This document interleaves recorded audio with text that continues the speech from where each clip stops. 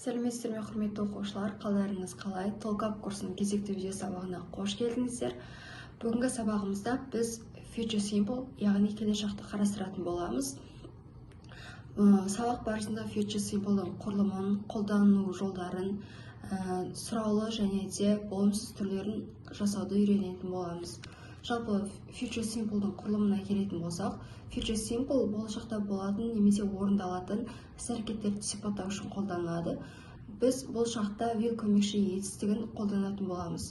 Құрылымымен танысатын болсақ, құрылымы қатты күрделі емес, subject плюс will және де плюс verb етістіктің негізгі формасы. Бұл жерде ешқандай жалғау немесе өткен шақты қолданып керек емес.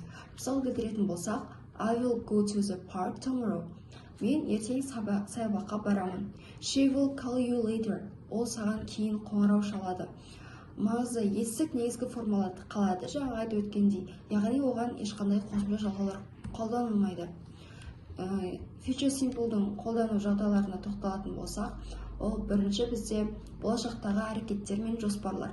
Егер бір әрекет болашақта орындалатын болса, мысалы, we will visit our grandmother next weekend. Біз келесі демалыста әжеміздің үйіне барамыз деген сияқты.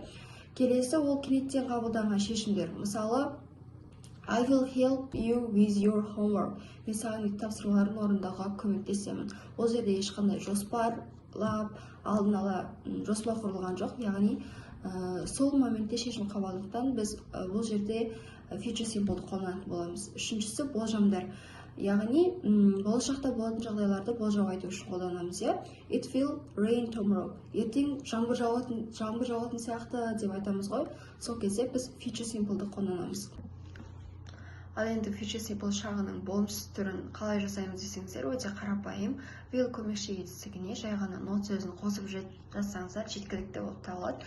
Мысалы, subject плюс will not немесе оны қысқартып want дейміз, плюс verb етістіктің негізгі формасы.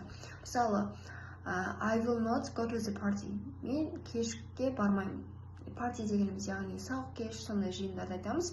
She won't call him tomorrow. Ол оған ертең қоңырау шалмайды. Келесі ол бізде сұраулы сөйлемдердің жасалу жолы.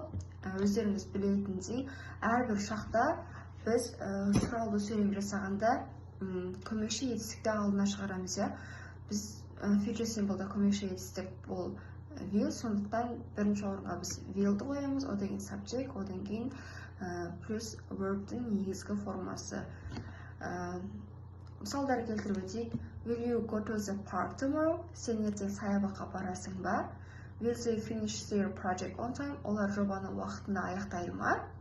Ал енді бұл сұрақтарға жауапты біз қысқаша түрде беріп кететін болсақ, yes, I will, no, I won't. Болымсыз түрі.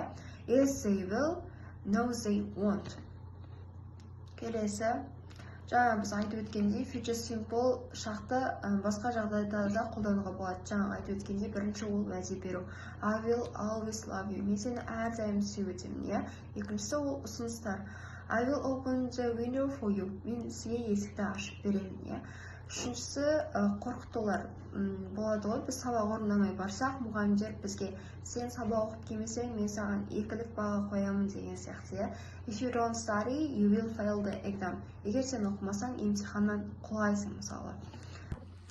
Олай болса, біз осы шақты қаншалықты меңгергенімізді байқап көру үшін шағын тапсырма орындап жіберейік. Жауабын бірге тексеретін боламыз.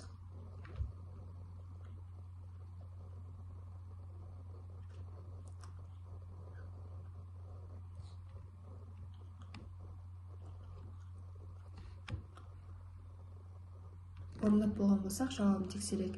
Біріншісі сөйлем, he will go to the store tomorrow. Ол ертең магазинға барады. Екіншісі, they will watch a movie next weekend.